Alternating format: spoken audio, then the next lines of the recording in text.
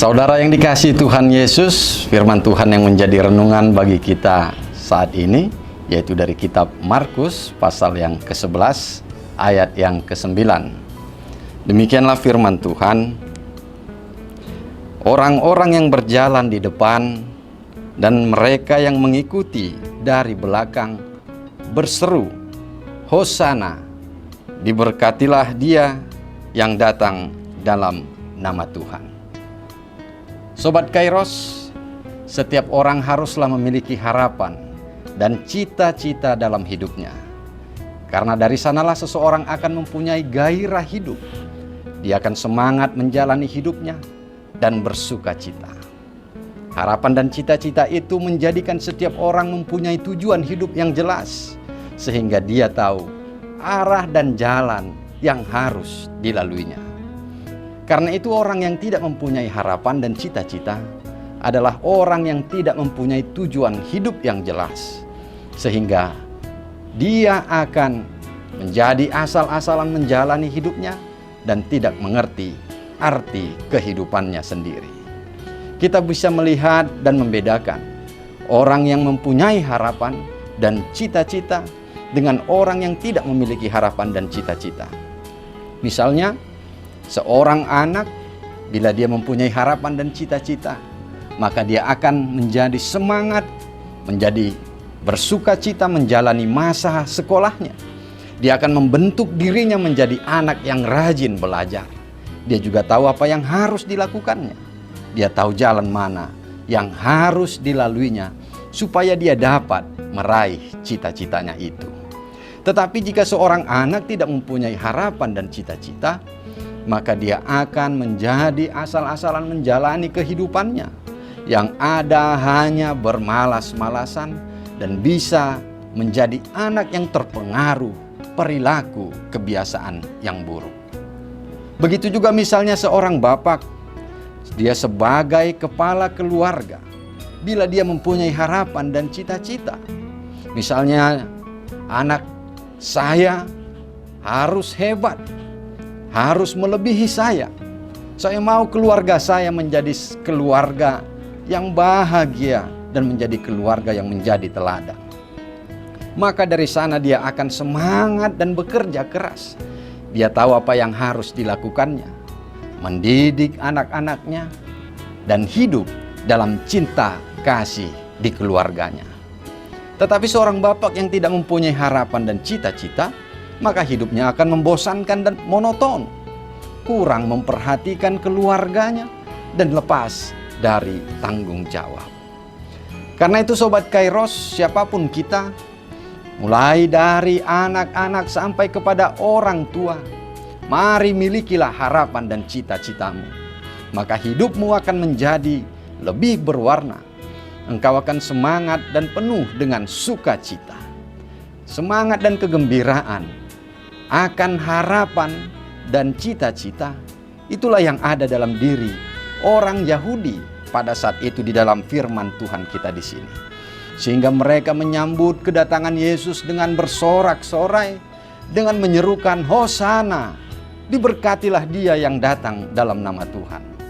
Harapan dan cita-cita mereka adalah Yesus akan membebaskan mereka dari kekuasaan Romawi dan membangkitkan kembali kejayaan Israel sebagai bangsa yang besar. Mereka beranggapan bahwa harapan dan cita-cita mereka sudah dekat. Harapan dan cita-cita mereka ada dalam diri Tuhan Yesus. Itu yang menjadikan umat Yahudi di dalam firman Tuhan kita ini begitu bersuka cita dan mereka bersorak-sorai. Tetapi harapan dan cita-cita mereka itu tidak menjadi kenyataan. Yesus yang mereka harapkan itu tidak melakukan sesuai keinginan dan harapan mereka. Akibatnya mereka menjadi kecewa. Mereka yang semula mengagungkan Tuhan Yesus dan berseru kepada Yesus, sebaliknya mereka berbalik menyuarakan untuk menghukum Tuhan Yesus. Tetapi sesungguhnya yang diperbuat Tuhan Yesus, Sobat Kairos, jauh lebih besar dari harapan dan cita-cita umat Yahudi tersebut. Yesus tidak hanya membebaskan umat Yahudi, tetapi Dia membebaskan semua bangsa. Yesus tidak hanya memberikan kesejahteraan hidup di dunia ini, tetapi Tuhan Yesus memberikan kehidupan yang kekal. Karena itu Sobat Kairos, apa yang bisa kita lihat dari firman Tuhan kita di sini? Saya bisa melihat ada 2 poin yang boleh kita lihat melalui firman Tuhan kita di sini. Yang pertama, Tuhan memberikan yang terbaik. Kebaikan dan kasih Tuhan sudah tidak perlu kita ragukan lagi. Dia sungguh mengasihi kita. Artinya, Dia pasti memberikan yang terbaik kepada kita. Tetapi pikiran kita yang terbatas ini sering menjadikan kita egois dan tidak mengerti karya perbuatan Tuhan Yesus. Karena itu mari kita percayakan hidup kita ini seutuhnya ke dalam tangan pengasihannya. Biarkan Dia yang mengatur kehidupan kita. Apapun yang terjadi dalam kehidupan kita tidak menjadikan kita kecewa dan putus asa, tetapi kita yakinkan bahwa Tuhan yang merancangnya, sehingga kita tetap menjadi optimis dan terus melakukan yang terbaik di dalam kehidupan kita. Oleh sebab itu, Sobat Kairos, yang kedua, teruslah miliki dan raih segala harapan dan cita-citamu. Karena dengan itulah hidupmu akan engkau jalani dengan kebahagiaan, dengan semangat, dan dengan segala kreativitasmu. Sehingga akan menjadikan hidupmu menjadi berkat dan inspirasi bagi orang lain.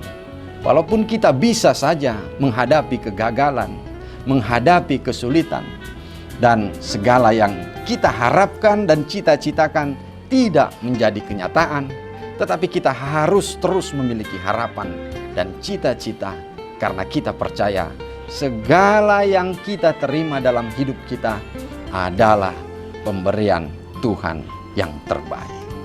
Selamat beraktivitas Sobat Kairos. Tuhan Yesus memberkati kita semua.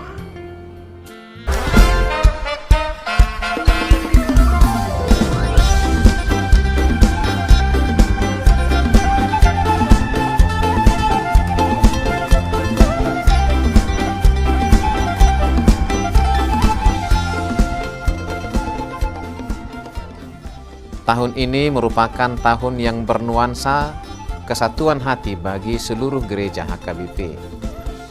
Kita telah menetapkan orientasi pelayanan tahun 2022 sebagai tahun kesehatian di bawah terang tema sehati sepikir dalam satu kasih, satu jiwa, dan satu tujuan dari Filipi 2 ayat 2. Dan subtema mewujudkan kesehatian dan kesetiakawanan bagi gereja, masyarakat, dan bangsa. Panitia Tahun Kesehatian HKBP Distrik 8 DKI Jakarta telah ditetapkan menjadi organ pelayanan dalam mewujudkan persekutuan, kesaksian, dan pelayanan yang semuanya diikat dalam satu kasih, satu jiwa, dan satu tujuan. Kesatuan hati dalam persekutuan, kesatuan hati dalam kesaksian, kesatuan hati dalam pelayanan bukan hanya membina soliditas internal semata, namun juga menyangkut relasi, hubungan yang baik dengan dunia luar kita. Maka untuk mewujudkan kesehatian yang nyata dalam kehidupan warga gereja, Panitia Tahun Kesehatan HKBP Distrik 8 DKI Jakarta berkomitmen untuk berkarya dalam program-program kreatif dan relevan dan bernilai tinggi untuk menguatkan visi dan misi Kerajaan Allah di dunia ini. Kami mengajak seluruh elemen gereja, baik pelayan penuh waktu, pelayan takbisan dan non-takbisan, serta seluruh jemaat dan para pemerhati lintas denominasi, mari bersama-sama mendukung dan mensukseskan seluruh program-program pelayanan yang telah ditetapkan, baik dalam doa, daya, dan dana.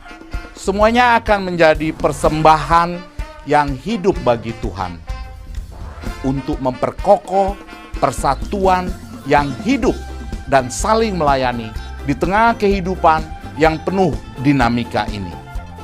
Marilah saling mendoakan, saling menopang, serta bertolong-tolonganlah menanggung bebanmu. Demikianlah kamu memenuhi hukum Kristus. Horas, horas, horas!